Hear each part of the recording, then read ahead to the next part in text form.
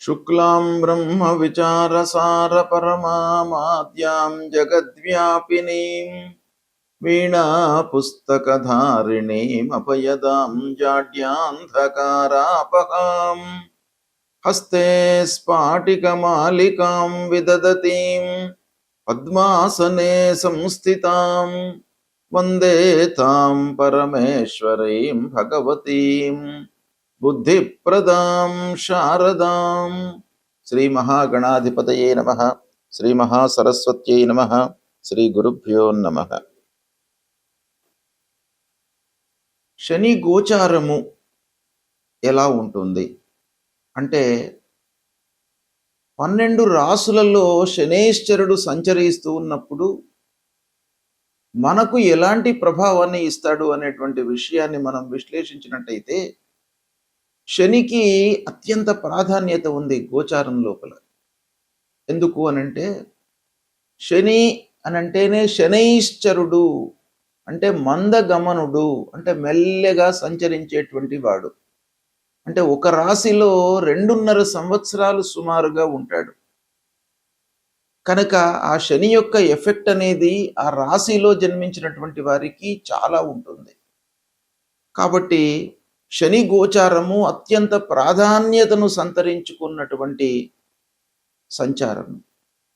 కనుక శని యొక్క ప్రభావము, శని అనగానే మనం భయపడవలసినటువంటి అవసరం లేదు.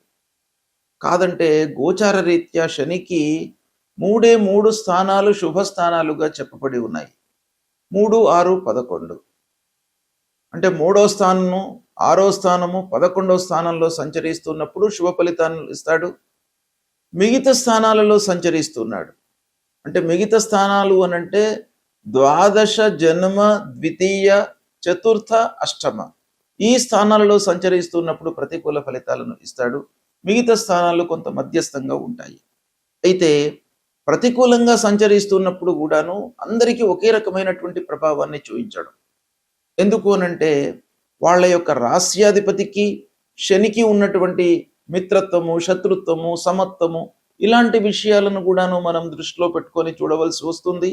జన్మ సమయంలో ఆ శనేశ్వరుడు ఉన్నటువంటి స్థితి, అష్టక వర్గులో ఉన్నటువంటి పాయింట్స్, ఇవన్నీ కూడా ఎన్నో విషయాలు మనం కూలంకషంగా చూసిన తర్వాత ఇదమిద్దంగా శని యొక్క ప్రభావం ఎలా ఉంటుంది అనే విషయాన్ని మనం నిర్ధారణ చేసుకోవాలి.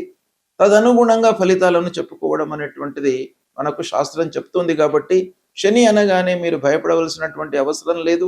శని ప్రత్యేకంగా మిమ్మల్ని శిక్షించడు, మీ లోపల ఒక శిక్షణను తీసుకువస్తాడు. అంటే కష్టాలు నష్టాలు చూయించినప్పటికీ మిమ్మల్ని ఒక జీవితంలో మంచి మార్గంలోకి తీసుకురావడానికి చేయవలసినటువంటి పనులన్నీ కూడాను మీతోని చేయిస్తాడు, ఒక అనుభవాన్ని ఇస్తాడు. గనక శనైశ్వరుడి యొక్క గోచారము చాలా ప్రభావాన్ని చూయించేటువంటిది. వృశ్చిక రాశి వారికి శని గోచారం ఎలా ఉందో తెలుసుకుందాం. వృశ్చిక రాశి అధిపతి అంగారకుడు అంటే కుజగ్రహము.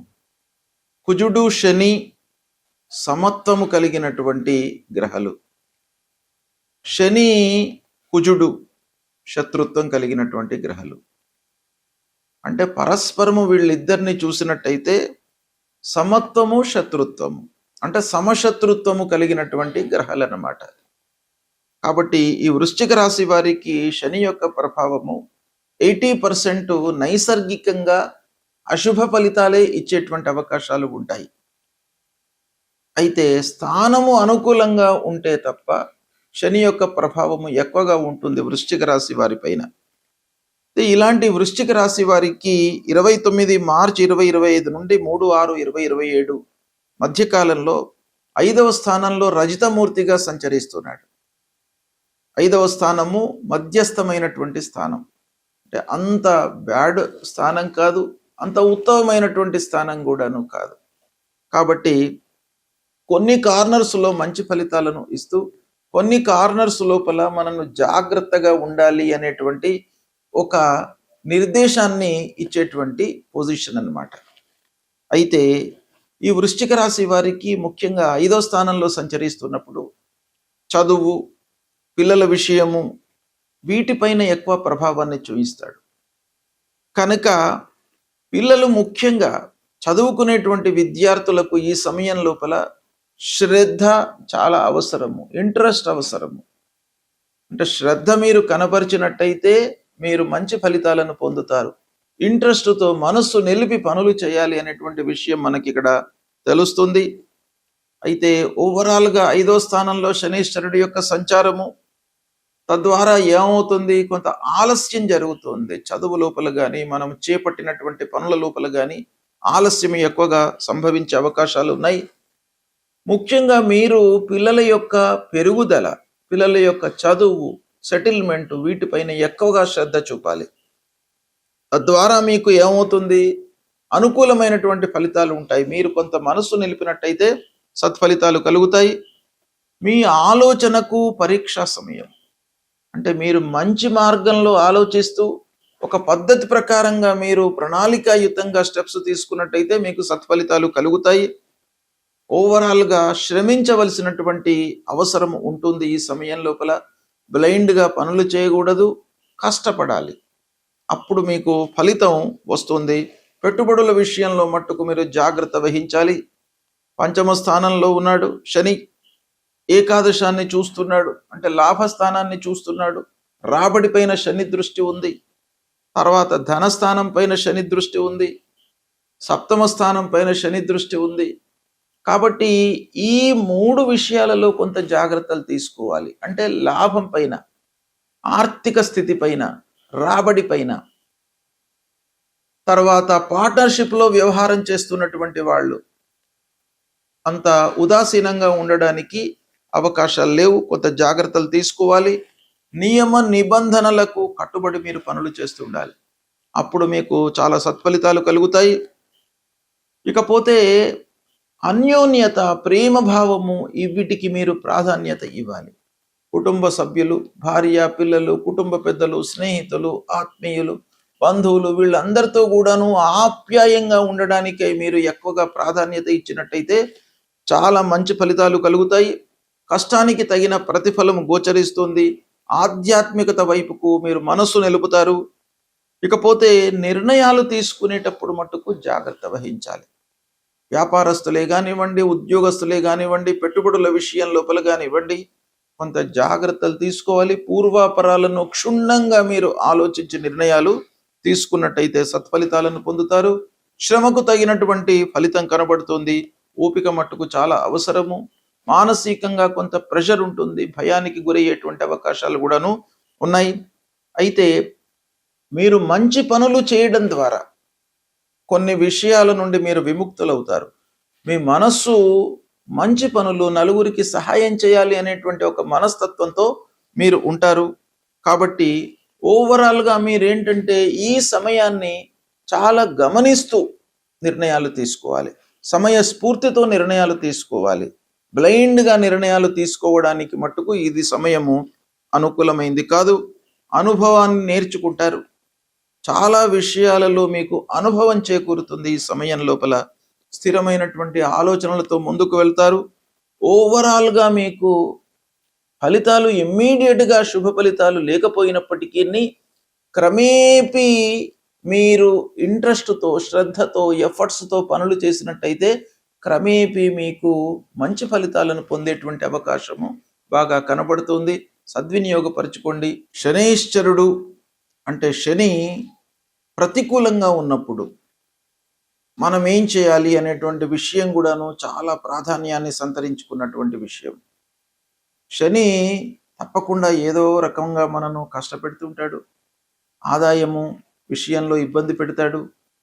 అనేక రకమైనటువంటి ఫలితాలు మనకు చేతికి అందవలసినటువంటివి ఏదో రకంగా మిస్ అవుతుంటాయి. ఇలాంటి అనేక విషయాల లోపల మనకు శని యొక్క ప్రభావము ఉంటుంది.